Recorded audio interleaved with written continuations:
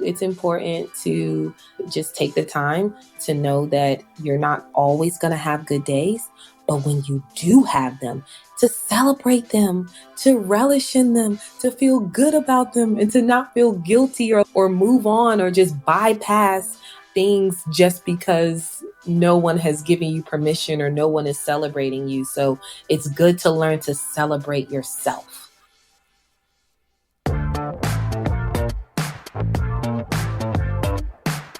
Hello and welcome to the BBXX podcast, Let's Get Intimate. I'm your host, Sasha Lori, and we're here to challenge the way our culture has conditioned us to talk and think about sexuality, intimacy, and healthy relationships.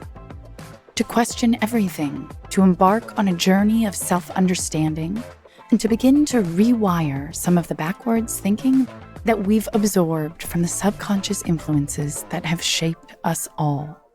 Our hope for you, and for myself, and for all of us here at BBXX, who are on this journey with you every day, is that through a better understanding of our own identity, of who we are, and why we are that way, we can form deeper connections with other people and live healthier, more fulfilling relationships as a result.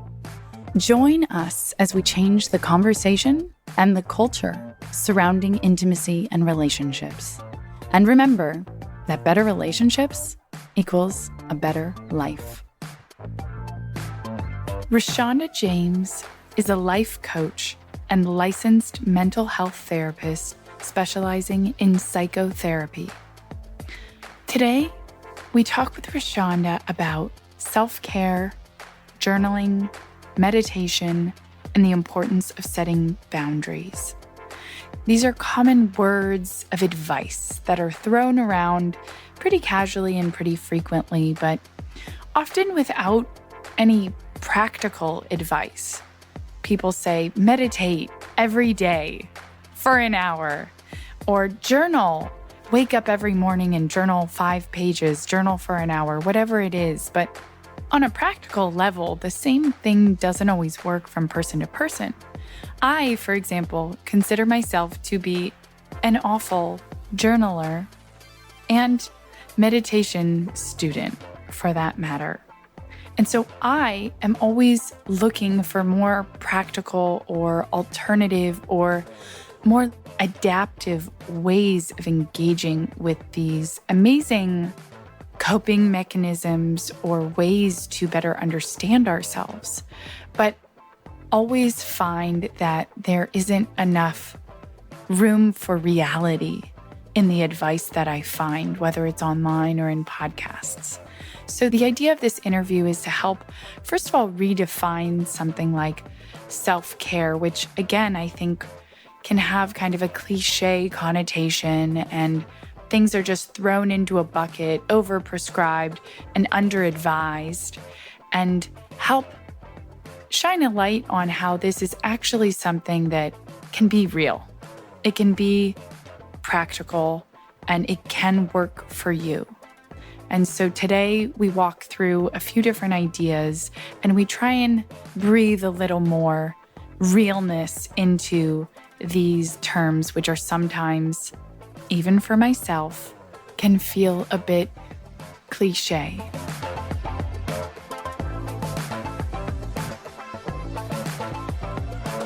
Thanks so much for joining us on the show today, Rashawnda. Great to have you here. Thanks for inviting me. I'm so excited. I would love to start out by having you talk a bit about the art of knowing yourself and the art of taking care of yourself. I wanted to have you speak a bit to your own journey and where the inspiration for the work you do today has come from. What experiences or influences have led you to the work that you do today? Yeah, I think just knowing the background is so important. Early on, I had to just deal with addiction with my mother. Very loving woman, but she definitely had her struggles with pain and sorrow. And that led to some wonderful people coming into my life and suggesting that therapy may be a good option for me. I'm happy to say that I was very open minded to it. And after a year of doing therapy, I really had so much clarity. I saw the world differently. I saw myself differently. And I just wondered how many people would make different choices, or how many people would just love to see the world and themselves differently if they had someone that they could relate to, that they could talk to and guide them and support them.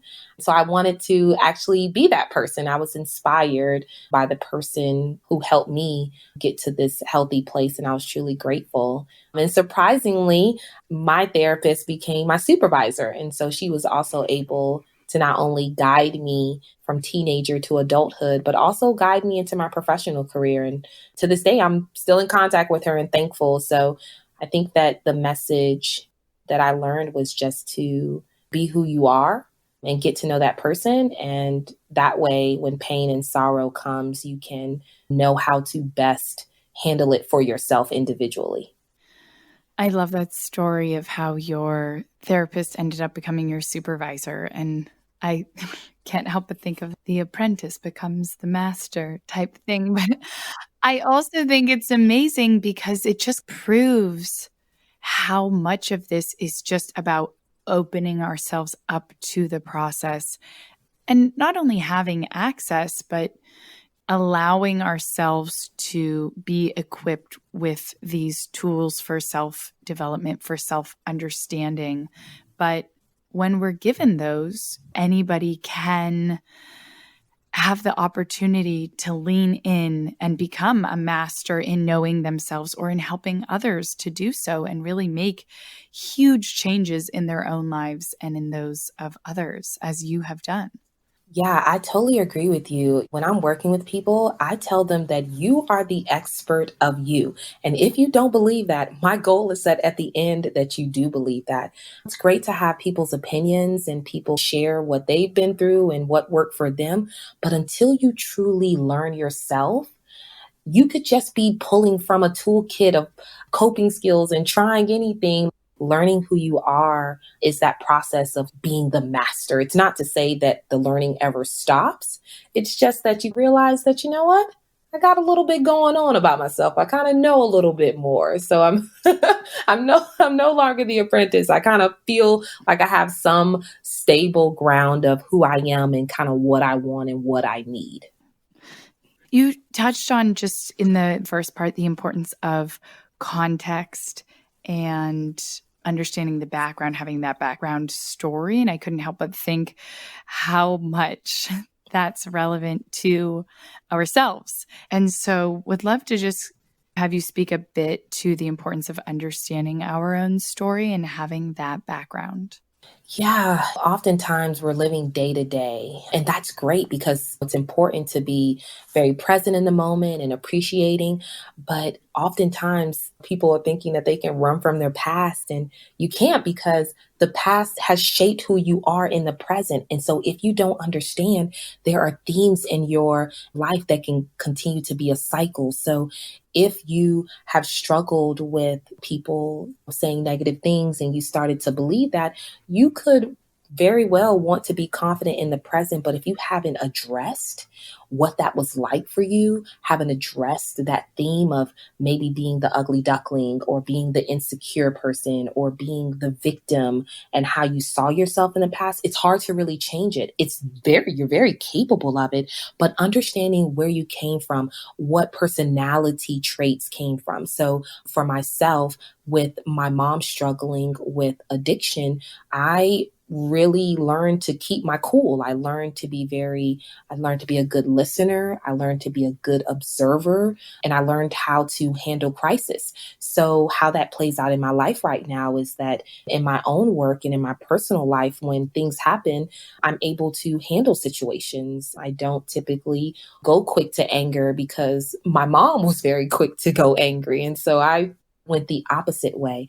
And so that's just understanding that even though it was a very sorrowful and a sad time, it shaped who I am because I value now family. I value stability. I value financial security. I value peace and quiet. So it's important to understand the past because it can help shape just who you are. So if there are things about the past, if you don't take the time to think about them, you won't necessarily know what you want to change and how to get to whatever happiness or healing that you're trying to get to in the present, which will then also impact your future. Yeah, absolutely.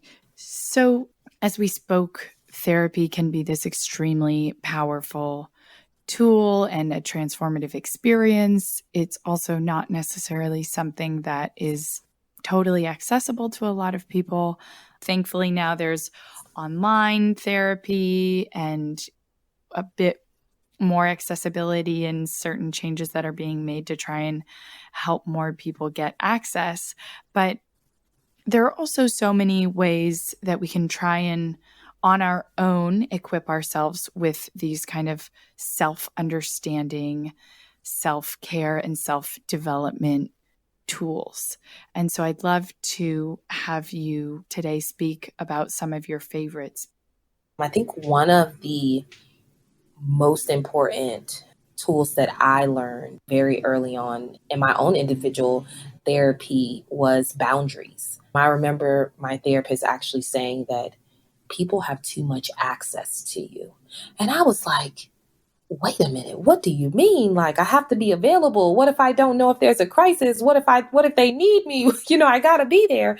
And so it was learning through that boundaries are so important because you get worn down, you get drained, you get taken advantage of. And it's not to say that I want to say no to everybody, but realizing that saying no does not make me a bad person. And that's often a thought that I had. And so when I'm saying yes to everyone, I'm so focused on taking care of others that I did not know how to take care of myself. So learning when to say no, learning my limits, learning how I also want others to treat me, because that's also a part of boundaries. So if someone is not treating me in a mutual respective way, I set a boundary and I let them know, hey, I don't like the way you're talking to me, because overall, what it does is I don't walk away feeling bad about myself. I don't walk away feeling guilty because I wanted to say something. I don't lay down at night feeling anxious and going over my thoughts about and replaying the situation, how I wish I would have said this. And so boundaries was one of the most important and one that I continue to have to set with family, with friends, with clients. I have to set them all the time. And I'm also teaching them like, hey, the reason why I'm talking to you about this, and feel free if I cross a boundary of yours, please let me know. This is something that I'm setting, but also I want you to learn and know that it's okay for you to do it as well. Another one that I love is mindfulness. It's one that I go in and out of because, of course, it can be uncomfortable to sit with yourself. It's so valuable. Like, it is so valuable to just sit with yourself because life is busy. You're always on the go. You distract yourself. And before it's like bedtime, and you don't have to think about kind of those things you tucked in the back of your mind and those emotions that you shoved under the carpet. Wait, did you say you don't have to think about it? Because bedtime is definitely where they all come out for me. I run myself ragged sometimes that I just don't even like, by the time I like hit the bed, I'm like exhausted. I'm just like down and I go to sleep. In something that I go to sleep to guided meditations. So I'm literally where my mind wants to go. I'm like, nope, they're telling me, relax, get into a calming position. And I listen to one that gives me Bible scriptures as well. So it just really takes me away from myself. So I actually, during this quarantine time, I took the time to set a corner in my room where I have a carpet. I have a nice rug and I put some pillows up. And I just tell myself, hey, when you need it, sit down, take a minute. I usually end up staying longer than a minute, but I just say, okay, let's just stay at least a minute. So just getting myself there to that position, just focusing on my breathing, slowing down everything. And then I usually transition into my next favorite one, which is journaling. So after I've calmed myself down, really just brought myself to a very restful state and not busy on the go, it then allows my mind to say, you know what? Okay, let me write down some of these thoughts, some things that I avoided, and maybe there was a conversation that I didn't like, or Sometimes it's even just a to-do list so that I can go to sleep and not think about the 50 million things that I need to do the next day. So whatever, is on my mind, whether it's a to-do list or really just processing some uncomfortable feelings or conversations that I had or that I need to have, that's how I take that time. It's important for me to be my own reminder, not to look to a friend or family member to tell me to take that time for myself. I really need, I've learned to tell myself that and to give myself permission, not feeling guilty for taking that time. So self-care is not selfish. Self-care, it's that time to take care of yourself. And that's how you can be a better you. If I don't take care of myself, how can I then show up and be present and step into other people's lives and then be okay afterward? That kind of segues into the importance of just self-care and personal development. I'm on this journey and I don't stop. I know that there's things that I need to remind myself. I had to remind myself to set a boundary just yesterday. And so it's important to be able to give those tools. That's why I started my YouTube channel, because there were so many people who were wanting to actually get healthy. Like they really wanted it. They wanted the information, but the funds were not there, or they worked 9 to 5 and couldn't go in the evening to a therapist or to take the time to even spare the money. Online therapy can be more affordable, but if you're trying to make ends meet, but still wanting to be healthy and find that balance, but can't afford it, I didn't want those people who fit into that criteria not to be able to live a healthier life just because they didn't have the funds. I wanted them to still have resources and tools and be able to better themselves. That's my overall goal. Mm-hmm. Talking about these specific things, boundaries, mindfulness, journaling, I think it's really easy for people to understand the theory, and it obviously sounds great. For example, I believe these things work. I believe mindfulness is great. I think journaling could be great. I also happen to consider myself probably the world's worst journaler. I have never kept a journal in my life. I briefly tried one on my phone, at least where I take photos all the time, and thought, well, I should at least be uploading these photos and have some sort of documentation. And the mindfulness, I listen to these bedtime stories, these sleep meditations, but sometimes for hours and hours on end without being able to relax or go to sleep. So there's so much in the execution itself, and having practical pieces of advice to guide people through this. So I'd love to break each of these down, perhaps starting with journaling, for example. What kind of some of the basic steps or things to get started might be. And I remember hearing you once talk about how there aren't rules. There's no one way it needs to be done. There's no one format. And so helping people realize too that they can make it what they want. And it's not about forcing yourself to follow this specific practice, but about finding what practice works for you and harnessing that to your own advantage. But I always love to give people to break down the theoretical parts and really leave people with practical, actionable advice and steps to take on their own. Absolutely. And I just want to speak to what you said about like mindfulness or you might be the world's journaler. I think that it goes to what we've been talking about, the art of knowing you. And so there are times where mindfulness and journaling just doesn't do it for me. And I literally blast music to when in doubt, dance it out. Dance it out. And so I actually have different playlists. If I need to cry because I am not a good crier, it's something about music that helps me tie in. Oh my God, do you have a crying playlist? I do. I've never heard of that. It's genius. I can totally understand how that would be helpful. Yeah, I have this crying playlist where I know these certain What's songs. it called? It's called Cry With Me.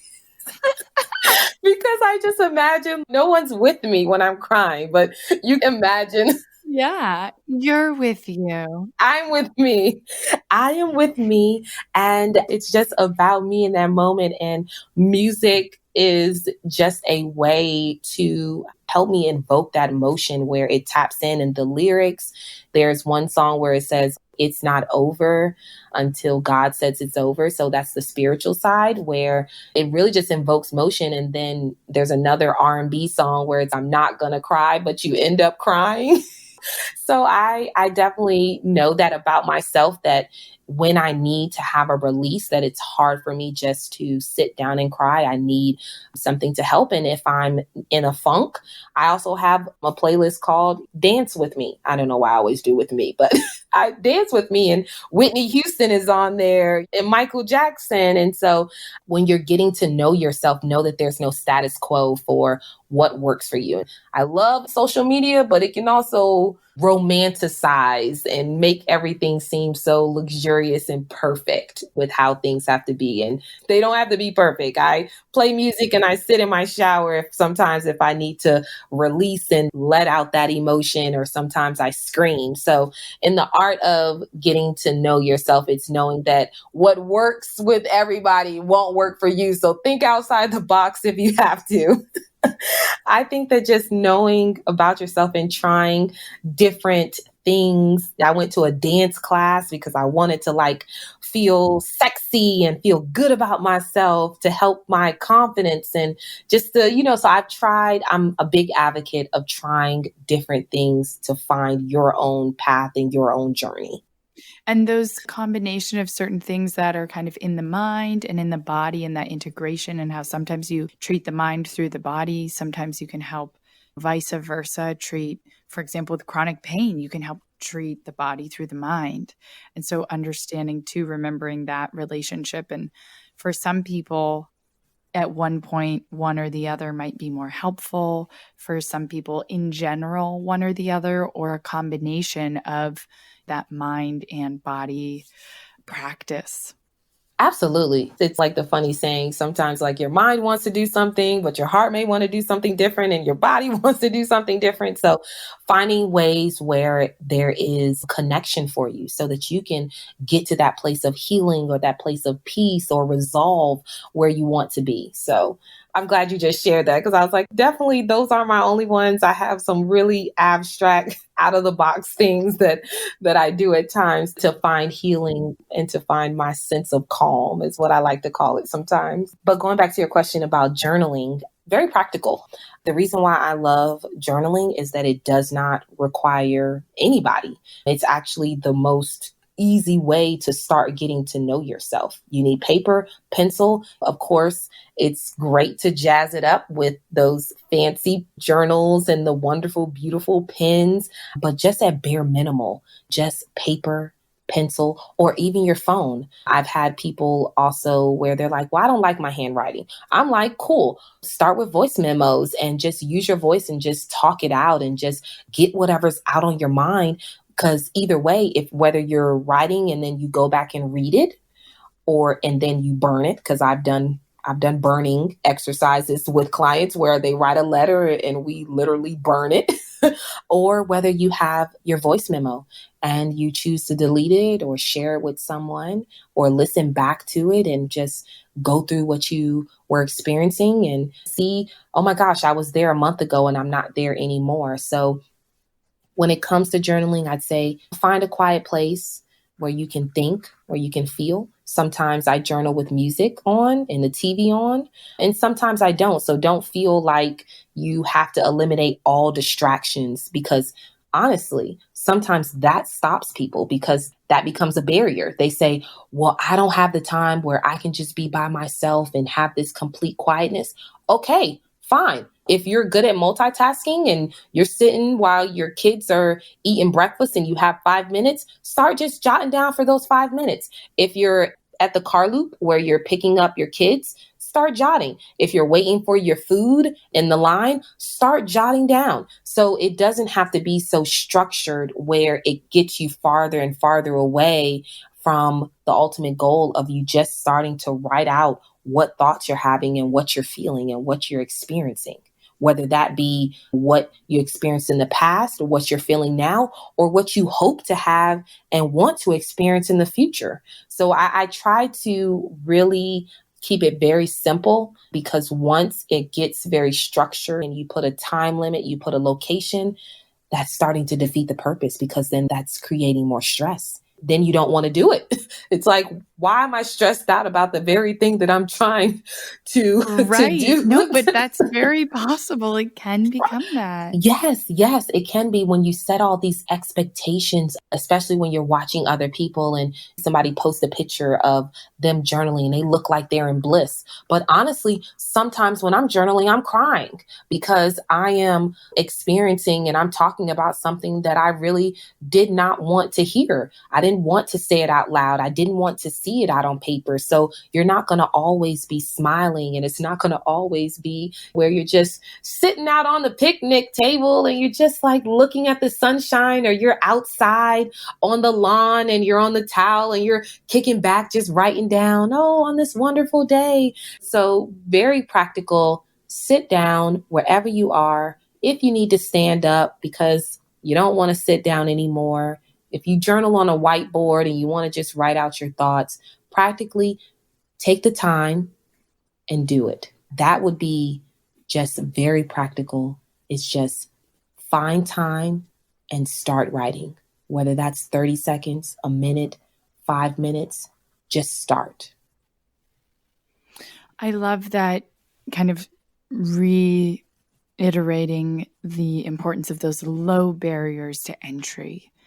Whatever format, whatever amount of time, in whatever circumstances, with whatever ambiance, with whatever playlist, and even something as simple as the voice memos, which is so much easier and you can do at any point. And I do find in a voice memo, you're not trying to structure it, versus writing it somehow feels like it has to be formal and you're self-correcting and editing as you're writing, instead of, I can't really write as much in the free form. Or one problem is that I never write because I know once I do, I'll have too much to say. But yeah, and there are these apps too now, the One Journal app, I think that Day One, and you can do all kinds of stuff. You can upload photos, you can do bullet points, you can do audios, that kind of stuff. So again, just finding what works for you. And I guess some examples of maybe what the intention behind it is, or if it's just to get stuff off your chest, or how you also don't need to write about things that are serious. Because I mean, the couple times I have managed to do it, all I'm trying to do is write a bullet point of certain things I did that day, almost just a documentation, versus sit there and write or get deep. I feel like I try and do that enough for work so that in other circumstances, I need to do the opposite and just want to keep it light, but do want to. And sometimes more might come out and sometimes it might not. I agree. For those who some are wondering, well, what am I going to write about? They do have journaling prompts, but to your point, sometimes I am stepping into people's lives where I come back and I'm just like, I don't want to even step into my life. So what I'm going to do though is I'm going to write down what I'm grateful for, or things that I'm looking forward to, or just like a happy moment, or something that made me laugh. Just something that I can just connect with. And then I go back like after a couple weeks and I'm like, oh my, okay, I may not be feeling good, but I didn't always feel this way. Like I was feeling really good that week. What was I doing? Was I eating good? Was I sleeping good? What were the factors that was going on during that time? So I definitely think that there's no way to do it. And don't think of your journal as being this sad, somber. I had people do dream journals where it's just nothing about them, but just writing about their dreams, because sometimes we go through trauma, we go through difficulties that we forget about our dreams and our passions. And we just need to connect back with that side of ourselves. And, or if you're struggling, for me, sometimes I don't feel like I'm doing enough. And so those to-do lists or done list, as I like to call them. Yeah, that sounds much better than the to-do list, Yes. which is generally like 18 pages long. Oh my gosh, right? I can walk around the house and my eyes are just scanning. And then I'd be like, nope, nope. What have I done today? You know what? I did 3 sessions. I have dinner prepared and I made my bed. That is win-win right now. Let's just focus on what we won today, Rashawnda. And I have to end sometimes in my journal is that reminder, because we often are wired to think about what we didn't do and what we could do more of. Like never just sitting in that moment of accomplishment and your successes. So I try to also praise myself for the small wins. So even me doing this podcast with you and just talking to you about something that I'm passionate about and hearing you about that you're passionate about it, this is a win for me. I love this. This is a win, and this will carry me through for the rest of the day, that if I don't do anything else, I feel great that I got to share and I sat down and I carved out this time to talk about something that I'm really passionate about and that I love and that hopefully will be fruitful to someone else. Mm-hmm. I was just thinking in my head the phrase small wins, right? When you said it, a friend of mine introduced me to that concept a year or 2 ago, and it really changed a lot. And we have some short format podcasts called Food for Thought. And one of them is on the importance of small wins and really how if we're not, one, acknowledging, two, celebrating the small wins along the way, if we never make it to that final goal, then all the things we've done along the way just don't count for anything. And how those small wins really, when you look back, end up being much bigger wins. In the moment, they might not feel like much, and you're just focused on how much farther you have to go and how much more you wish you had gotten done. But those small wins represent something so much bigger, particularly in retrospect, and they are truly important to look at on a daily basis, important to acknowledge along the journey, and important to really feel the value in them when looking back. And they should be celebrated. So there's always something to be celebrated, and the importance of just the process, because that's where you're learning the most. You're not learning when you put that final piece into the puzzle. You're learning the whole time when you're looking for the pieces, when you think you've lost a piece, when you're going crazy, when you're hunting down the patterns, it's the whole process. It's not that final piece. Yeah, it's always a process. And I think about, I'm so happy that someone introduced you to the small wins, because people aren't talking about it enough. It's important to just take the time to know that you're not always going to have good days, but when you do have them, to celebrate them, to relish in them, to feel good about them, and to not feel guilty or move on or just bypass things just because no one has given you permission or no one is celebrating you. So it's good to learn to celebrate yourself and just learning that it's okay to praise myself. Well, because if you're not celebrating this stuff, then exactly no one is going to, particularly if you're not even sharing this information with somebody else, if you're not even telling them about the interview you did or this thing you wrote that you really liked, the progress you made on your project, because you don't feel like it's good enough. So particularly if you're not telling other people, no one else is going to celebrate it for you. I've been guilty of that. It's good to hear that, because I often have to remind myself to share my wins, because I often don't share my wins. I can be very private in that way and like, oh, I don't want to boast, but I'm trying to be more comfortable that it can be inspirational and it can be motivating and it can be just a beautiful thing. We all need to be better about sharing our wins, and sometimes the losses too. Heck, celebrate a loss. It's over. You learned. Maybe the next time it'll be a win. The loss is probably a very important part to you being able to win at some point. It's building block. It's the foundation of success is failure. So in terms of journaling and really being able to use that as a way, however lightly or deeply one wants to connect with themselves in some way or document, it does bring a certain level of awareness, self-awareness of perhaps just what you're doing or what you're grateful of or what you're thinking. And so how does that then build into mindfulness and the practice of mindfulness, and what would be some specific pieces of actionable advice to expand upon that?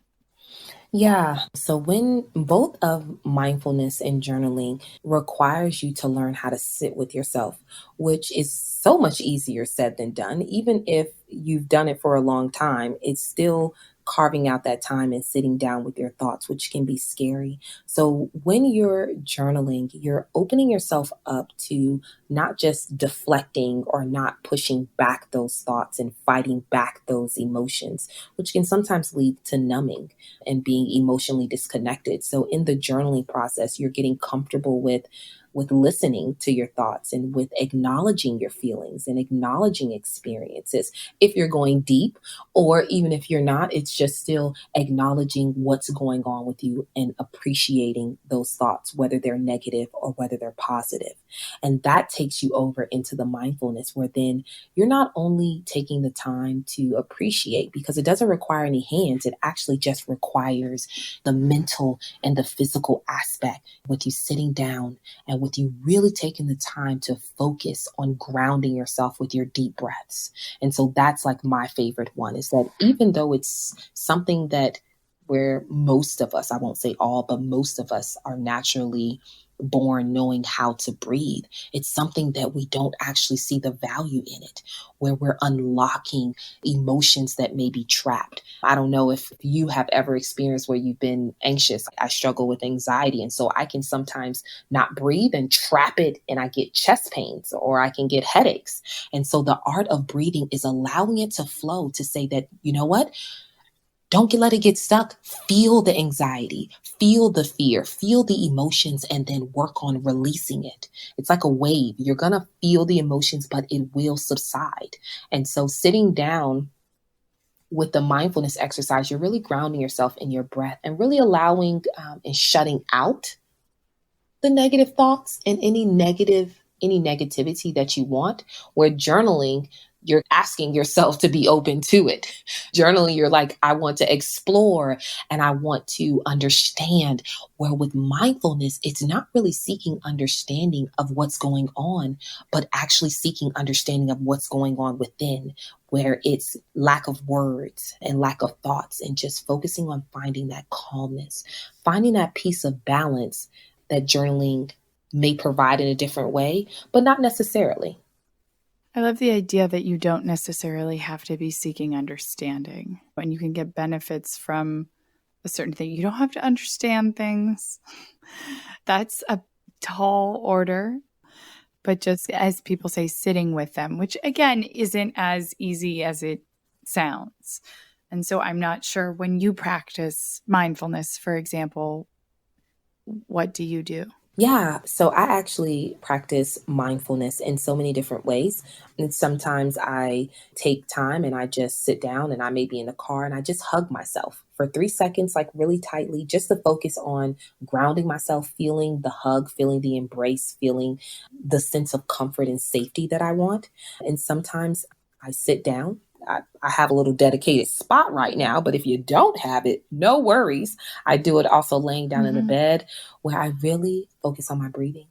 Take a deep breath in, hold it for 4 seconds, exhale for 4 seconds, because I'm really taking that time to really value the breath, allowing it to fill up my lungs and really notice the air flowing through me and bringing myself to that sense of calm. It really helps me when my mind is going all over the place.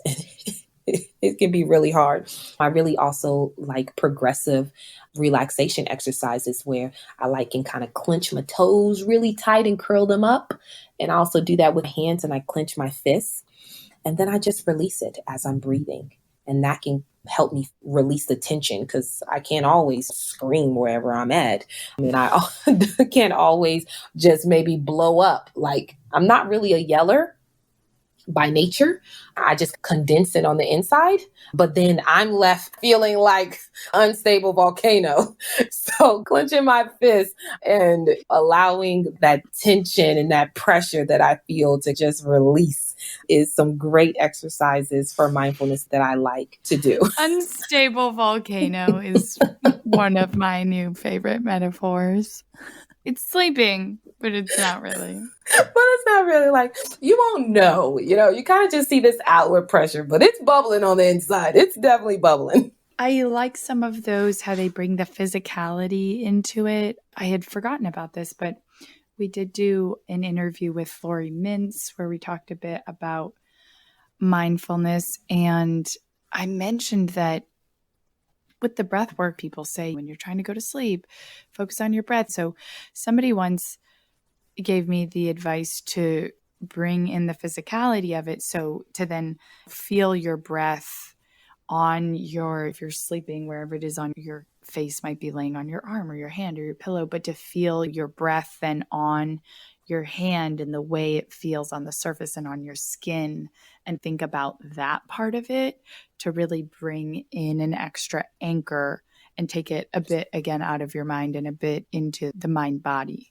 Absolutely. Anchoring yourself. And even if I'm outside and my mind is going all over the place, I use the five senses. So I just look around and I just name five things that I see, name five things that I smell, five things that I hear, five things that I feel. So that's one that I do even with children, adolescents, and adults that I work with, because it's something very practical. And you may calm down after you've done three, but it's just being in touch with the senses and finding which one actually works best for you and getting to know yourself. And so if the sense of smell is the way that you found yourself to be calming, then aromatherapy might be something that you need to tie in with your deep breathing. I actually really do like aromatherapy, but it's finding out which senses kind of pair to anchor you the best when you're trying to do these coping skills, whether it's journaling or mindfulness or taking a bath for self-care or taking the time to listen to music, which incorporates sound, and it could also incorporate the movement of the body. So I think that finding your anchors is so important. Mm-hmm. And so then from there, using this mindfulness and perhaps heightened awareness through journaling to recognize the relationship between thoughts, feelings, and behaviors on our end, on other people's ends, and the things we can control versus the things we cannot, brings us to the boundaries part, which I went in reverse order and saved what I think is definitely the most complicated and difficult for last. And I saw this on your Instagram that it says, if it costs you your peace, it's too expensive. And I often talk about the value of peace of mind, whether it's doing something, taking the time, but that will save you peace of mind later on, is just so invaluable. And so I guess in terms of understanding what boundaries are, how they're difficult, and why they're so important. So boundaries within ourselves, and particularly with other people, and that might be a romantic relationship. But again, I do think this is huge in familial relationships, for example. Yes. Oh my goodness. Boundaries. People are actually finding out how difficult boundaries are, and how leaving the home and having 8 hours or 6 hours away from each other has been the best boundary they ever had for their relationship. And now that's gone. Things are like hitting the fan. But the peace of mind is so important, because when you don't have peace of mind, it's really hard to function. It's hard to give to others and to yourself, and actually just function as a whole, because it impacts you mentally, emotionally, physically, spiritually. So there's so many aspects of the self. And so when you're thinking about how thoughts, feelings, and behaviors, you really need to understand how things are impacting you. What are your triggers? And that's where boundaries come into place. But you first have to identify what's going on with you, and what are your needs, and what are your wants, and what you're not getting. It's setting those boundaries to know what happens if you don't set them. So I tried it. I was like, I'll do a little experiment with myself. I'll just be very lackadaisical about things. And I found that I was actually a little bit more down. I also struggled with more lack of motivation with things because I wasn't setting those boundaries of not doing work in the bed, of not getting dressed and putting on like clothes, actual clothes that I found that it was hard to really mentally and emotionally get into good spaces. And so I had to cut that off. That experiment failed. I tried it, it failed. And so I had to like tell myself, like, your body's going to feel tired and your mind's not going to really want to work or function if you stay in the bed past this time. Get up, go downstairs. You're not able to do things. So I require myself to take a walk around my neighborhood, even if it's a 5-minute walk, get outside, get some fresh air and break up the day. I had to put boundaries with myself to force myself to change the scenery and get creative. So that's where I had to recognize how the thought of staying in the bed was impacting my feelings and then my behaviors. Now, when we talk about boundaries with others, and you're right, it does not have to be romantic relationships, because I think the hardest actually boundaries that I had to set was with family members. I have actually a really great relationship with my mom today. I talk to my mom every day now, and that took work. It took a lot of work. It took a lot of boundaries being set and reinforced. And so boundaries can be so exhausting, which is why people give up on them because people push against them. People want what they want. And if it's not the same thing that you want, they naturally push against them. And if you're trying to set a new boundary that you never set before, well, look out now. They're like, well, you changed and this is not how it was before. And so you find yourself trying to actually create a whole different relationship with a person who you may have had a relationship for a long time, all because you may say, you know what, from this and this time, I'm not available. Well, because they're so used to calling you whenever they wanted, they're like, wait a minute, they might still call you during that time. Or if you're setting a boundary about not lending money to somebody, or if you're setting a boundary about someone not using particular phrases or calling you by certain words where it was okay before, but now you know what? You're not comfortable with it. And you know what? That's okay, because that's a boundary that you want to set, because that is what you need at that moment. And that's what you desire. And if people don't respect your boundaries, then that says a lot more about them than about you and whether or not your boundaries are justified. Absolutely, because we set boundaries based off of what we value. And if at that time you value quietness, then others should respect that. So it takes a lot of work. And so when you're talking about respect, it's about, yes, someone needing and desiring and wanting to respect you. They don't have to agree. Let me make sure I say that. They don't have to agree or understand why you're setting this boundary. It's just that you're setting it and that they should be okay with it. If they understand and they agree, that's like a win-win. Love that. But it doesn't always necessarily happen. I remembered actually, I think in another Food for Thought episode where I talked about the fine line between curiosity and criticism. And it was a story about somebody asking me about what I do for work. And I can only assume they were curious, as people often are, and wanted to ask more and more questions.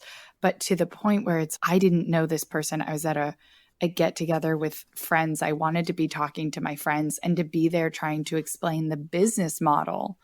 But yeah, this idea of people respecting your boundaries, because in that experience where somebody was asking me about my company and all of that, I had explicitly said, I don't want to talk about work. I said I didn't from the beginning, but they didn't respect that. And I actually left the conversation feeling terrible about myself, wondering, oh, well, why wasn't I able to defend myself or explain XYZ features of our platform well enough? And it was like, well, because I didn't even want to be talking about it.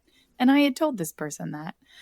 So they don't need to understand or agree with it, but it's important to notice who is or is not respecting your boundaries and perhaps reconsider what relationships you want to build with people in the latter category. Absolutely. And I think that sometimes we focus a lot on it's in our face with the romantic relationships because, of course, we're with that person a lot of the times. But setting that boundary with work relationships, with setting that boundary with even friendships that you've had for many years, that communication and understanding and time, those are all valuable. And oftentimes they're often changing because us as people, we are changing. We're not static. We're always growing and changing. And we want to have people around us who are respectful and who care about us enough that if we make a change, that they're in support of it. Because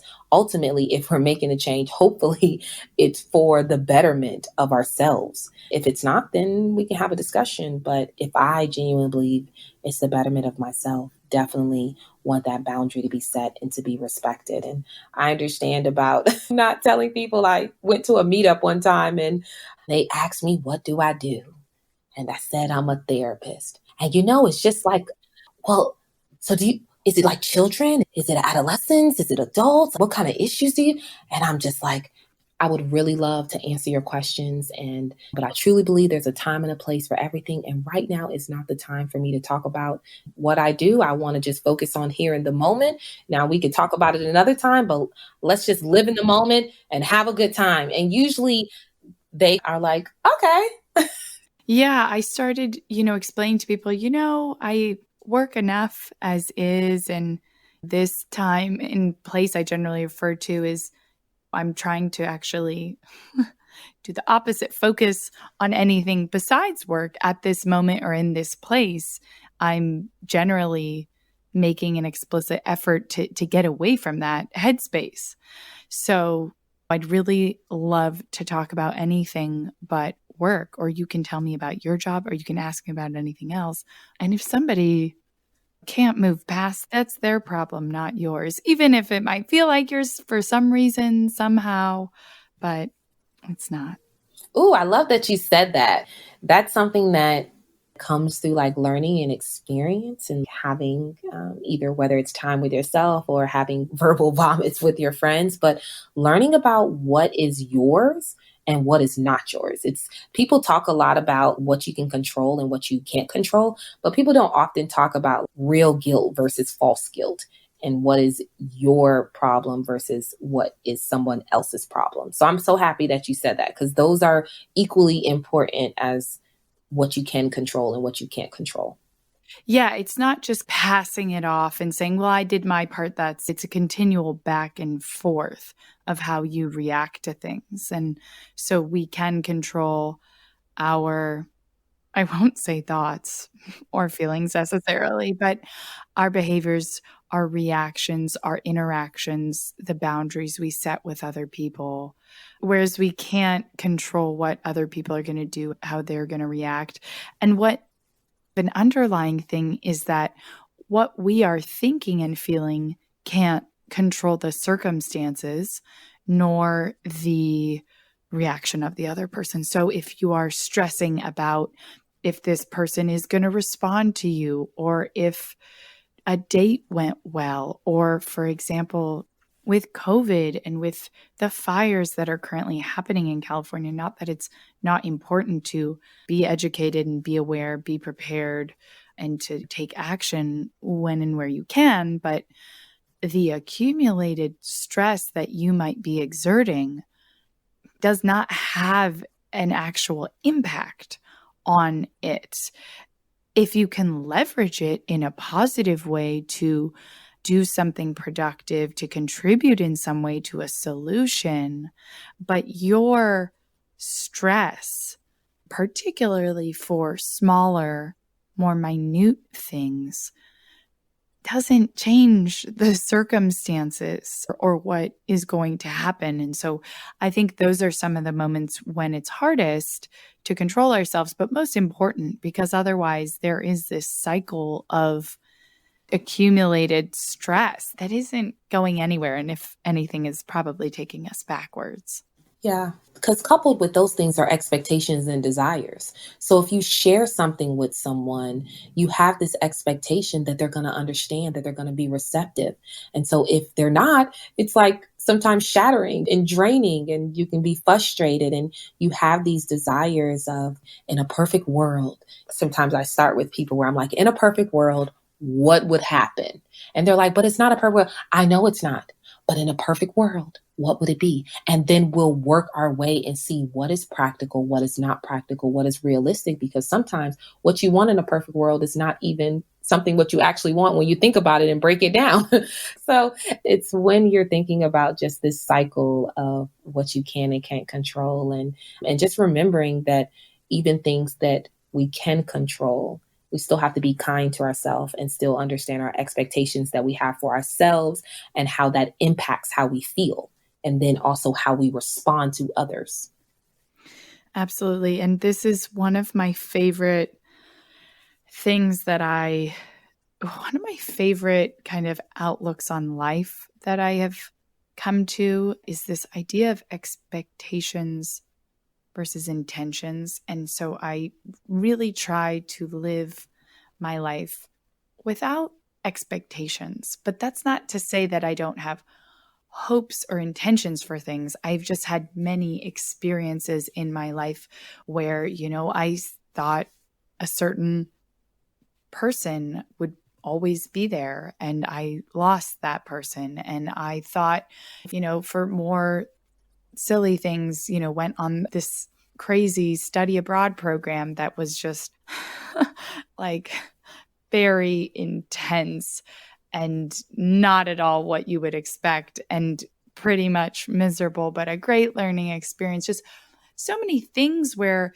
it does feel as though having expectations in many circumstances, particularly, again, more frequent small things, is setting yourself up for disappointment. But again, not to say that we shouldn't have hopes or intentions. And so there's a difference between when I share something, rather than having the expectation that they'll understand, they'll respond, they'll have a good response, it will create this bond between us. Instead, I have an intention that I will be honest, I will be open, I'll be vulnerable, I'll tell a personal story about myself, I'll share something with them. But that's my intention. And yes, I can have a hope that they might respond in a certain way, but I wouldn't say that we should have expectations because, again, those are all in the category of things we cannot control. So logically, it doesn't make sense. And I've found this a very, not just liberating, but extremely important part of the way that I live my life, and even just on a small daily basis. Yeah, it can be very hard when you're trying to think about expectations. My expectations used to be very high, and I found that yes, I was meeting them, but it was costing me my happiness. It was costing me being grateful in the wins and celebrating myself, because the expectations were so high that I was like just moving, rushing through, just trying to get to those expectations. And then when I finally stopped and sat down, I realized that a lot of those expectations that I had on myself came from other people. They weren't even necessarily my expectations. And so I've really made I really made an effort to recognize and acknowledge what my expectations are, and being kind to myself if I don't meet them. And I have more moments that I have been just like more carefree, and it's so freeing, but it's so unnatural sometimes. So it stresses me out a little bit. So I'm like trying to find that balance now within my personal life of expectations, planning, and free moments, and how that can all just intertwine into a healthy balance. So, as we talked about, and I think where expectations really come up, I do think on a grand scale of life, again, it's important, but particularly where I think these pain points come up for a lot of people is in dating, in the beginning stages of dating. And the example I gave earlier is if somebody is going to respond or not. And so in these examples of when people are choosing to either use defense mechanisms or lean in and be vulnerable in certain situations, I came across this quote you had earlier that says, unpopular opinion, I genuinely look forward to moments of weakness and vulnerability. It is a sign of safety and emotional security. And so just wanted to have you speak a bit to vulnerability. I mean, in all walks of life, but then particularly in building new relationships or connections with people, what role it plays and what it's a reflection of, our capacity to be vulnerable as a strength. Or here you use the word weakness, but people are rebranding vulnerability requires strength. And so being able to be in that state of mind or show somebody that part of you isn't easy. And then how that can be a powerful tool, again, not only for your relationship with yourself, whether it's in your journaling, mindfulness, boundary setting, but with other people, how powerful it can be. And the role of emotional security and how it's a reflection probably of confidence and security. When I was thinking about that thought in my head, it was because I just had got tired of people saying, oh my gosh, you're so strong. Oh my gosh, you're so strong. And I just paused and I was like, I'm only strong because I have to be. It's not because I want to be. I don't want to always be seen as this strong person, because strong can come with being disconnected from being human at times. And so people don't see you as somebody with feelings and thoughts, and that you can get hurt when see you as this strong person. That's happened to me in my personal life where people kept attributing to it. And when they would hurt me, it was almost as though they did not see the pain that they were causing me because they had this image of me as just being this strong person. And so the reason why I couldn't be vulnerable was because there wasn't safety, there wasn't support, there wasn't a space for it for me. So I wasn't. If there's not a space for it, I just wasn't. And so I looked for moments of creating that space of safety, of vulnerability, of being open, of being able to share your thoughts without feeling judged, without feeling like every word has to be perfect and your actions have to be perfect. And so when I think of vulnerability, I think of it as you just being your authentic self, whether that's you laughing, whether you're crying, whether you're trying something new, whether you're being unapologetic about things. So I see vulnerability as a beautiful thing, as something that all of us should experience. And so that's why I said that I seek those moments, because they are a sign that you're doing something right, that you're around good people, and that you're building emotional intelligence, where you've learned your triggers, where you set the boundaries, where you're learning what your inner thoughts are telling you, and you're shaping just this overall person in life that you want. And then that doesn't come without sadness, or that doesn't come without moments of happiness. It's about life. And so there's ups and downs. And when you have that moment to just take that veil off and take that mask off and just be your true self and get outside of your head, it's, Lord, I'm happy about it. Let me experience more of it.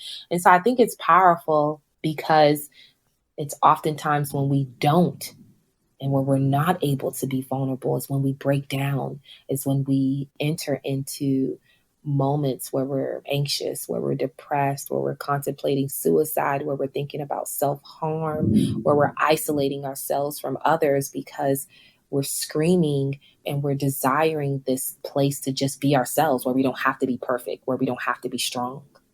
And so I think it's a powerful way to just experience yourself and connect with others, because they truly see you. If you can be vulnerable, they're not seeing past you. They're not seeing what they want. They're seeing you for you, in whatever state that may be.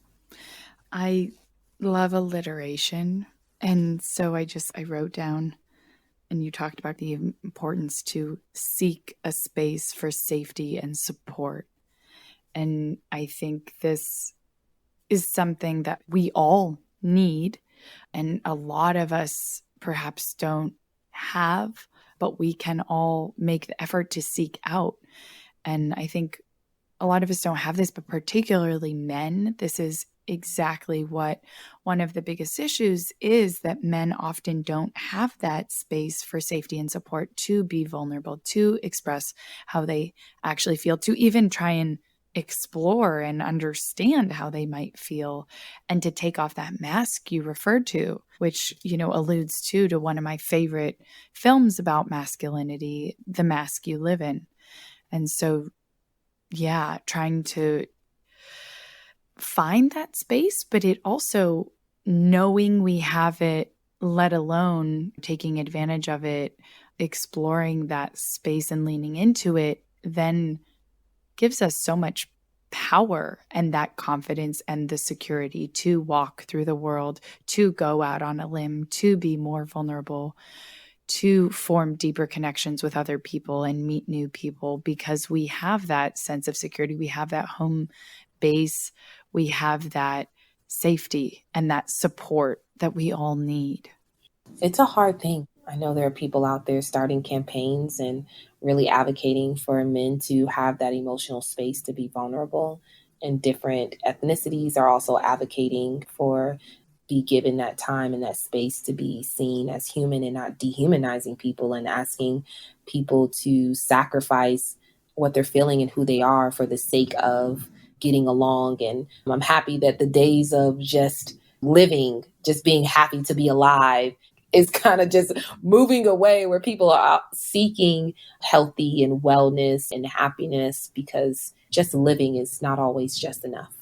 Exactly. And I mean, if we aren't able to feel as though we have that space for safety and support, let alone if we don't feel as though we have that in our own neighborhood or walking down the street, if we're faced with discrimination, or if we're put at risk in a way that is not reflective of the general population, and if we have to endure more obstacles or discrimination, then how are we supposed to feel as though we have a space for safety and support, if not in our own neighborhood or in our own home?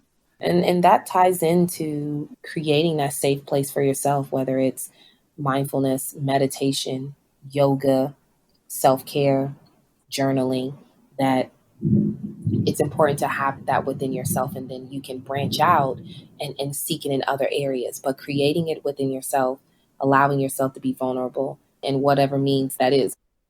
To bring everything together, and this relationship with ourselves and how that then influences and transcends into our relationships with others, and the importance of self-understanding and self-care.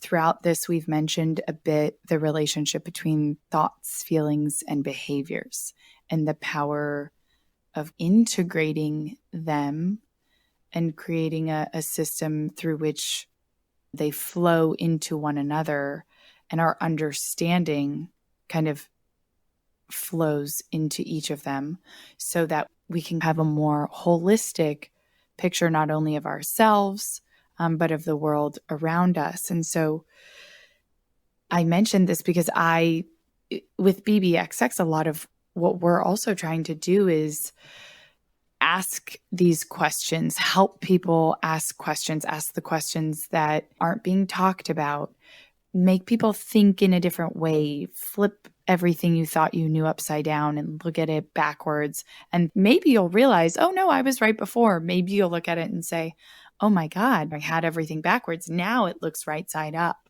But to really explore our thoughts on these different topics, so that we can then figure out how we feel about them and shape not only our own behaviors and take what we've learned and enact it, and therefore change our own behaviors. But we truly believe at BBXX that changing our thoughts changes the conversations we're going to be having with other people. And by changing the conversations we're having, we're also going to be able to change the overall culture that we are a part of and that we live in and have, not only that influences us, but that we can influence in return.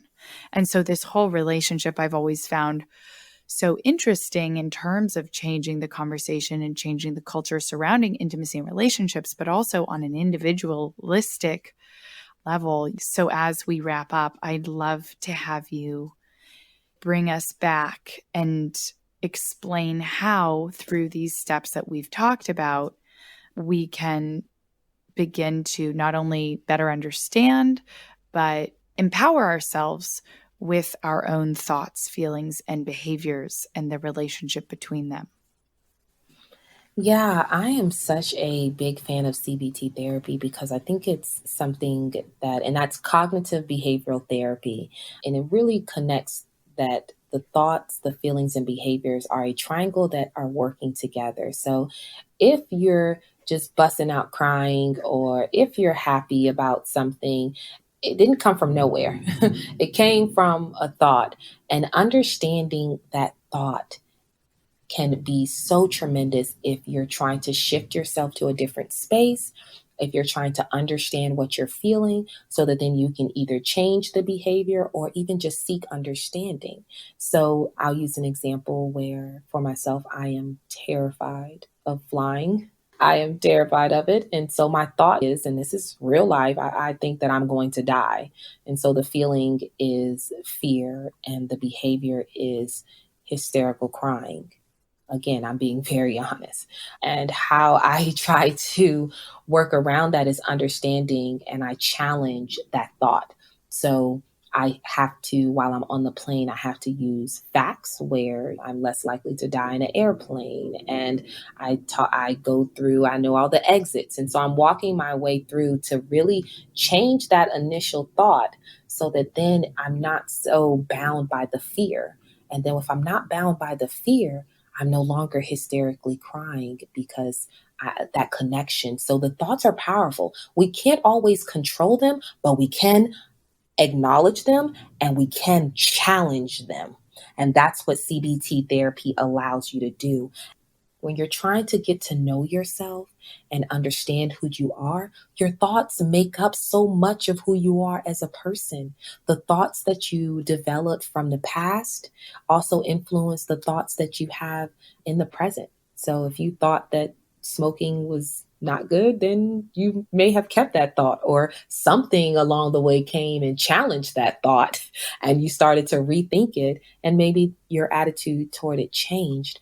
But it's to say that our thoughts are fluid and they come from somewhere. And so once you can understand your thoughts, you then are better able to understand what you're feeling at that moment. You can have more clarity. And if you can understand what you're feeling, you're less frustrated.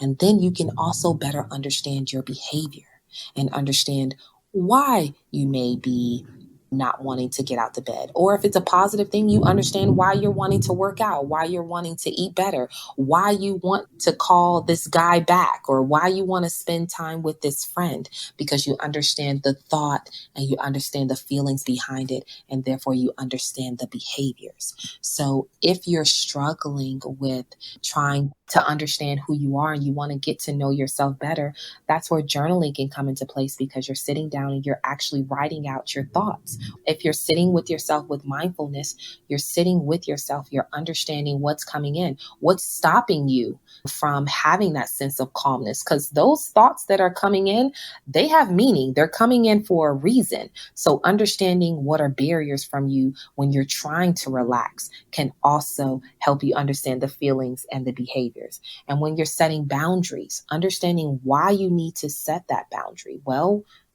this person is not adding value to my life, or I feel negative and down every time I do this, or every time I'm around this person. You can feel negative about yourself. You can feel low. You can feel unappreciated. You can feel undesired. And then that behavior where maybe you want to isolate yourself, or you want to just binge watch some Netflix, whatever the case may be, how you deal with your low moments, it all starts with understanding. And your thoughts are a great way for you to seek understanding of yourself. I think that was a really great example. And I think what's really interesting too is that for some of us, we might work our way through these three things: thoughts, feelings, and behaviors, from one side to the other, starting with our thoughts. And we can easily recognize our thoughts. I'm thinking about this over and over. That's why I feel anxious. And that's why I am doing XYZ. Versus a lot of times, I think there are some of us who can only recognize this is what behavior I am displaying right now, whether it's anger or I guess whatever behavior doing, crying or expressing anger in some way, and need to work our way backwards and then understanding, okay, what emotions can label this, and then dig into and what are the ingredients to that emotion? What is happening inside of me? What conscious or subconscious thought processes, worries, insecurities are happening that are contributing to that? And so understanding that this is, a two-way, three-way street, but that there is no doubt that these things are integrated. And if we can harness that integration, really do the work, and it's hard work, recognizing even just the thought you're having or a feeling, or even trying to, when we're displaying these behaviors, we probably want it to go away. We want to distract ourselves. We want to do something else. I know it's not easy to then sit down and try and understand where it's coming from.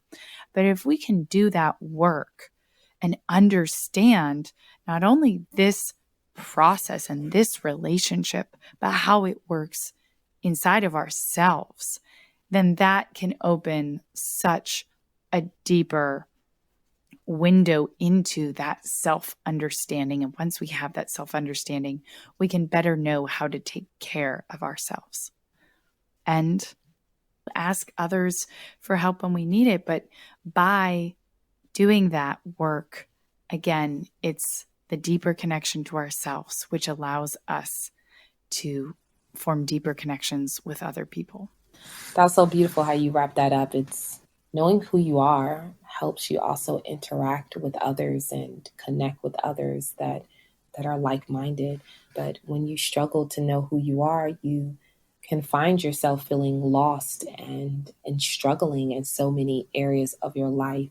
And so refocusing on who you are, what you desire, your expectations or lack thereof expectations, and your dreams and your passions, and just knowing who you are and the beauty in that, and the pain in that, and the sadness in that, and the joy in that, and then taking that out into the world.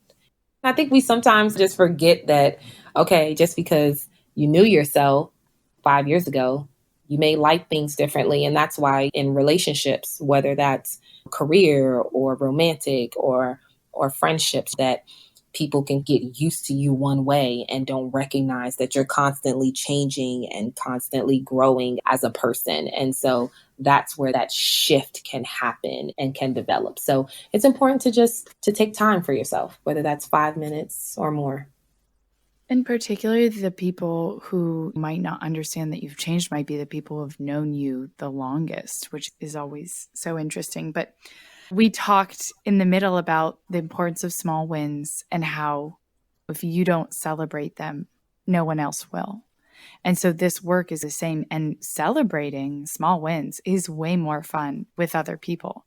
And yes, you can dive so much deeper into your self-understanding through other people, the people you surround yourself with in relationships. You can use other people as a new lens through which to see yourself, to better understand yourself.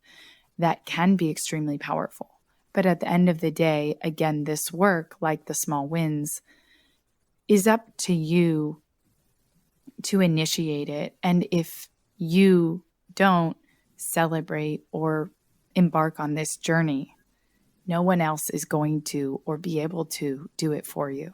If there was a magic button where somebody could do all the work, I'm like, oh, yay. But then you wouldn't really be able to experience the true joy of it. I know we all would like to avoid all the pain, but the pain lets us know and appreciate and recognize the joy because we know what the pain is.